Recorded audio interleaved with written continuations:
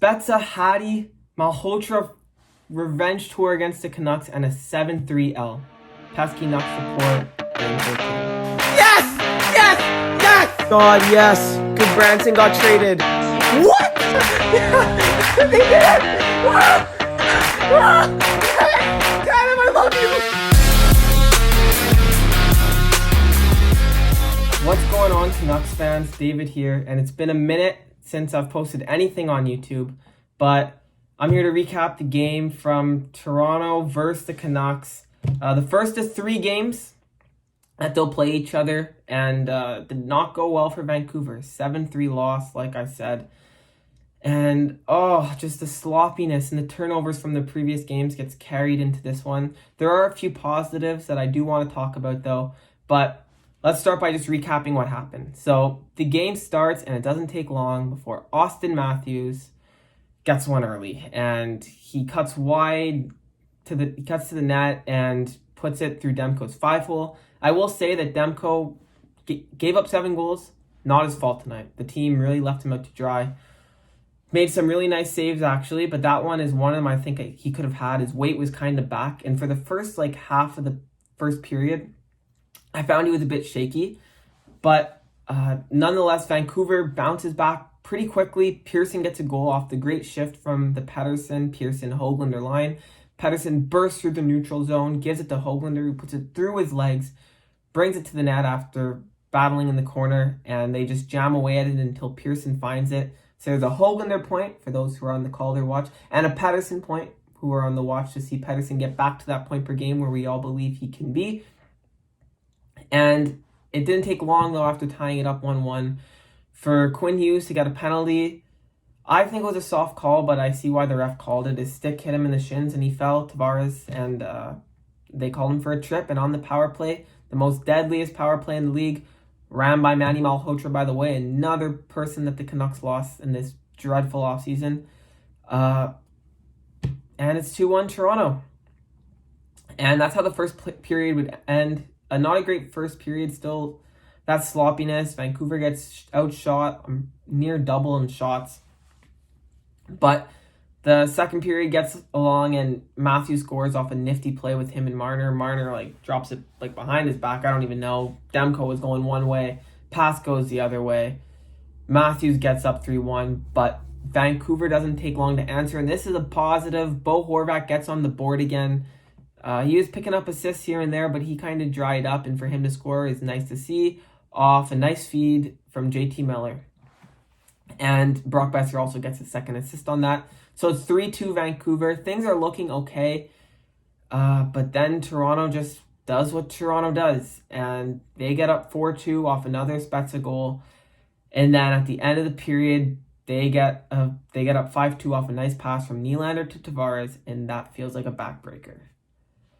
Because just Vancouver hasn't caught many bounces this game. And I'm not saying they deserved better fate this game. Look, they had 9 shots halfway through the game. With goalies who get 91% save percentage on average, you're not going to win many games when you have 9 shots halfway through the game. But, it's tough to see. These goals are going in late in periods. Just tough turnovers, and they're down 5-2. And in another period, which just wasn't their best effort. But at the end of the period, in the last minute or so, they get a power play. And again, just they can't connect on a pass. Just really, Toronto was good with their sticks and just not a strong push. And the third period comes, and it's the same thing. Toronto gets a few more goals. I mean, Miller did get a nice goal. Myers hit the post. And if that goes posting in, it's 6-4. And I know we can play the what-if game all day, so I won't do it. But Toronto then just puts a couple more in, and it's 7-3 by the end of it. At the end of the game, Quinn Hughes got hit from behind by Simmons. No penalty was called. Personally, I think it could have been called for maybe a board or a hit from behind or whatever, but Ben answers the bell and fights. And yeah, I wonder if that'll carry over to the next game. It might, but Vancouver doesn't really have any tough guys who are just going to go beat the crap out of Simmons or anything. And Quinn looked to be fine after, which is good to see. But yeah, man, lots to be concerned about right now if you're a Canucks fan. Because after last season, there were standards. And it's been a while since Vancouver had that. We were used to just tanking, drafting high. But I think last year gave us hope. And with a young core, Patterson, Hughes, Besser, Horvat, like, you know the names. And Hoagland are coming in this year. And although there were question marks how the goaltending would be, but really it hasn't been the goaltending that's the problem.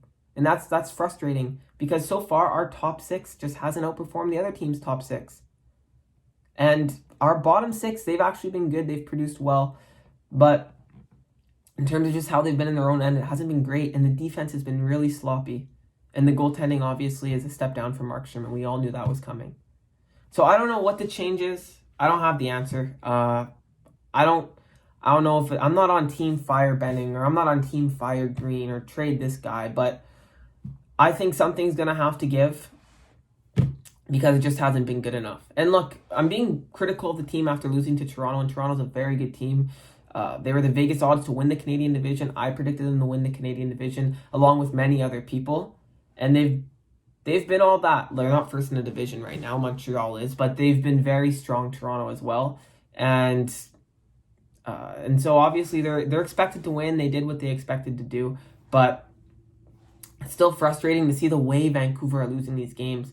Like last year, it felt like a blowout would come. Like they're few and far between last year. There weren't many of them where it felt like, oh, Vancouver didn't have a chance. Or just Vancouver didn't skate tonight.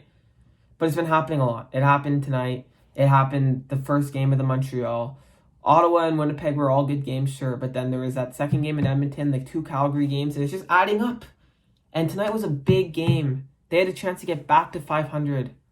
And now they're 2 games down by 500, having more games played than pretty much the rest of the league.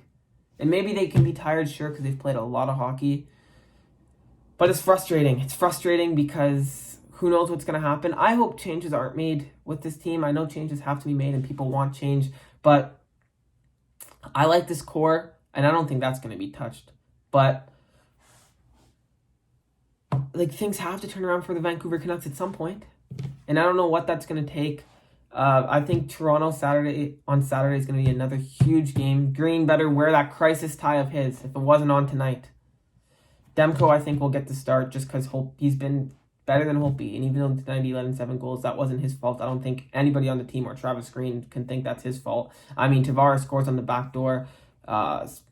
Multiple power play goals. Beautiful passing plays. Like, Vancouver hasn't been doing much for their goaltending. And just so many issues right now, from the lack of production, from the sloppy defense, from the goaltending, which just hasn't been bad, but just hasn't made those saves. We're like, man, we needed that save. And so it's tough. Something's going to have to give, and I think this game on Saturday is going to be a big one. But I still have hope. Look, this Vancouver team, they still have a lot of firepower up front.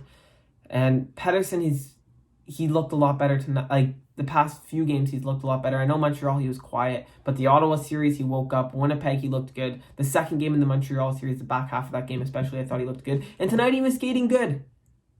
Like, Pettersson's close to being back. Hughes is 3rd in the league in points, and I know he hasn't been good defensively, but he's 3rd in the league with points.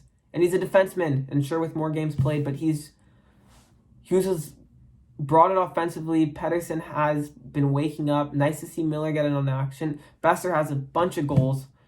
If that top 6 can all just start clicking together at the same time, and goaltending give us a solid performance on Saturday, and just I know the turnovers aren't going to go away. Our defense isn't going to fix itself like this, but if it can just find a way to handle Toronto's forecheck a bit better and to create less turnovers, it's asking for a lot, but I think Saturday should definitely be a closer game because it's urgency. It's urgent time because or else Vancouver, they're going to be 3 games below 500. More than, that's going to be 25% into their season. So we'll see what happens. But thank you for watching. More of a negative, it feels negative, but I have a lot of faith in the Pesky Nucks. They just got to start clicking here soon or else they're digging their hole and there's not a lot of season. It's just shortened season, right? So it's getting tougher and tougher. And if they're going to lose games in these Montreal and Calgary series, they got to find ways to win against Toronto, Edmonton, Winnipeg. And Toronto's going to be tough to get wins, but I think Saturday will be good. So we'll see what happens. But thank you for watching. I'm going to try and be doing this after as many games as possible. So, yeah, Follow me on Twitter if you don't, at Fan Vancouver. If you liked what you watched, hit like and subscribe. And that's it for now. Go Canucks, go.